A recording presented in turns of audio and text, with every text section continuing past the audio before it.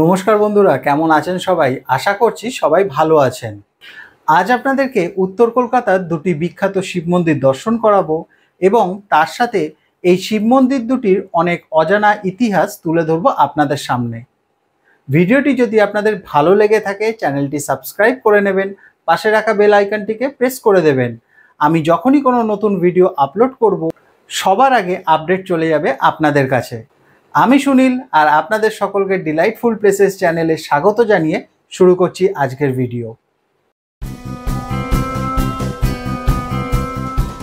প্রথমেই বলি আপনারা এই মন্দিরে কিভাবে আসবেন।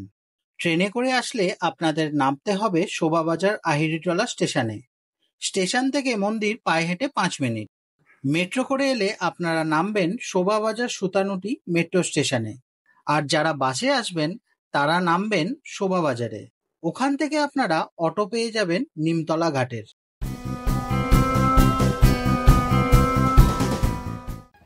উত্তর কলকাতার বিখ্যাত প্রাচীন মন্দিরগুলির মধ্যে অন্যতম হলো এই নিমতলার ভূতনাথ মন্দির।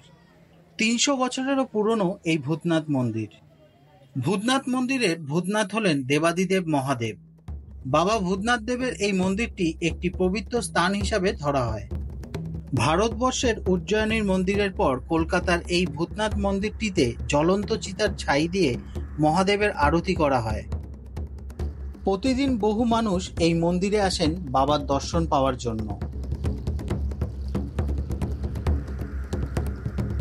মন্দিরে পুজো দেওয়ার সামগ্রী আপনারা এই দোকানগুলি থেকেই পেয়ে যাবেন। চলুন এবার একটু দেখে নিই পুজো দেওয়ার জন্য কি কি সামগ্রী এখানে পাওয়া যাচ্ছে। ডালা কত করে গো? 51, 101, মিষ্টি এটা 10 টাকা, এটা 10 টাকা, এটা 6 টাকা। এটা বাবার সিঙ্গার ভস্ম চন্দন আছে, তার দিয়ে কাম হচ্ছে। আরো অনেক রকম জিনিস আপনারা এই দোকানগুলি থেকে পেয়ে যাবেন। পুজো দেওয়ার ডালা নিয়ে এবার আমি প্রবেশ করছি মন্দিরের ভিতর, বাবা ভূতনাথের দর্শন ও পুজো দেওয়ার জন্য। এই মন্দিরের আরো একটি বৈশিষ্ট্য হলো আপনি নিজের হাতে দেবাদিদেব মহাদেবের আরতি করতে পারবেন। মন্দিরের ভিতরটা রূপোর পাত দিয়ে সাজানো, তার সাথে অনেক দেবদেবীর ছবি আপনারা এখানে দেখতে পাবেন যা রূপো দিয়ে বাঁধানো। এই হলেন বাবা ভূতনাথ, যার দর্শন পাওয়ার জন্য বহু দূর থেকে মানুষজন ছুটে আসেন এই মন্দিরে। বাবা ভূতনাথ সবার মনের ইচ্ছা পূর্ণ করেন। ভূতনাথ মন্দির খোলে ভোর 4টের সময়, তারপর হয় মঙ্গল আরতি। সকাল 6টার সময় হয় প্রথম ভস্য আরতি। বেলা 12:30টার সময় পুরি, হালুয়া ও ক্ষীর দিয়ে বাবাকে ভোগ নিবেদন করা হয়। তারপর মন্দির বন্ধ করে দেওয়া হয়। আবার মন্দির খোলে বিকেল 4টের সময়। রাত 8টার সময় হয় দ্বিতীয় ভস্য আরতি। মন্দির বন্ধ হয় রাত 10টার সময়। মন্দির বন্ধ হওয়ার আগে বাবাকে গাঁজা ও ছিলিম দিয়ে শয়নভোগ দেওয়া হয়। এই হলো নিমতলা গঙ্গার ঘাট। আর গঙ্গার ওই পারেই দেখা যাচ্ছে হাওড়ার শেঠ বংশীধর জালান স্মৃতি মন্দিরের 51 ফুটের শিব মূর্তি। এই ভিডিওর ডেসক্রিপশন বক্সে আপনারা হাওড়ার শিব মন্দিরের ভিডিওর লিংক পেয়ে যাবেন, পারলে দেখে নিতে পারেন। এই ভূতনাথ মন্দিরের ঠিক উল্টো দিকেই আছে মা কালীর মন্দির। ভিডিওটি যদি আপনাদের ভালো লেগে থাকে চ্যানেলটি সাবস্ক্রাইব করে নেবেন, পাশে রাখা বেল আইকনটিকে প্রেস করে দেবেন। লাইক, কমেন্ট, শেয়ার করতে কিন্তু ভুলবেন না।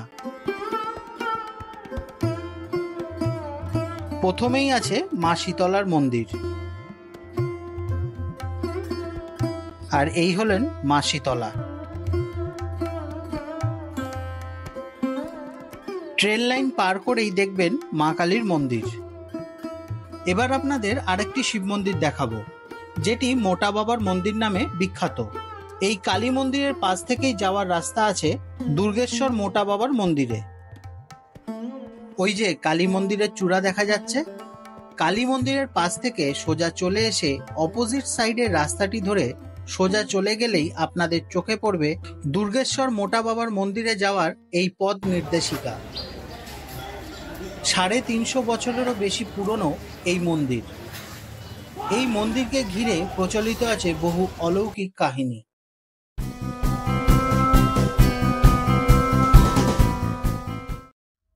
বাবাকে এই মন্দিরে শিকল দিয়ে বেঁধে রাখা হয়েছে। এর পিছনে রয়েছে আরেকটি অলৌকিক কাহিনী। শোনা যায় একদিন মন্দিরের দরজা খোলার পর দেখা যায় মন্দিরের শিবলিঙ্গ নেই।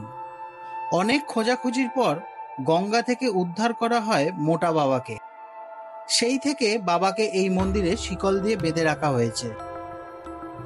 মন্দিরটি দেখলে আপনাদের মনে হবে এক মাথা জটা নিয়ে দাঁড়িয়ে আছেন স্বয়ং মহাদেব। আটচালা এই মন্দিরের ভিতর বিরাজমান দেবাদিদেব মহাদেব। এই হলো দুর্গেশ্বর মোটা বাবার শিবলিঙ্গ। বিশাল বড় এই শিবলিঙ্গ। সিঁড়ি দিয়ে উঠে সবাই জল ঢালেন বাবার মাথায়। এই মন্দিরে খুব বড় করে শিবরাত্রির পালন করা হয়। অনেক দূর দূরান্ত থেকে মানুষজন আসেন এই মন্দিরে মোটা বাবার দর্শন করতে।